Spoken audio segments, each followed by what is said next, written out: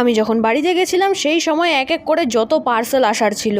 আমি চলে আসার পর যদিও সেই পার্সেলগুলো আসতো, কিন্তু কখনো কখনো পার্সেল আগেও চলে আসে। আমি এই খাঁচাটা নিয়েছি ঘুটুকে ঘরে রাখার জন্য। আগে এই বাস্কেটটার মধ্যে ওকে রাখা হতো, কিন্তু বাস্কেটটা এখন ছোট হয়ে গেছে, তাই এই খাঁচাটা নেওয়া হয়েছে। কারণ গরম পড়ছে আর গরমের সময় ওকে বাইরে রাখা যাবে না, ঘরে রাখতে হবে, তো এটাতেই ঘরে রাখবো। তারপর আমি অর্ডার দিয়েছিলাম এই মিরর আর এই লাইট। এটা নেওয়ার ইচ্ছে আমার অনেকদিন আগেই ছিল, কিন্তু যেহেতু আমরা এখানে পার্মানেন্ট হবো না, তাই এখান থেকে কাচের জিনিস নিয়ে যাওয়া আবার খুব সমস্যা, তাই নিতাম না। কিন্তু এই করে করে 4 বছর কেটে গেল আর না জানে কতদিন আমাদেরকে এখানে থাকতে হবে, তাই এবার নিয়েই নিলাম।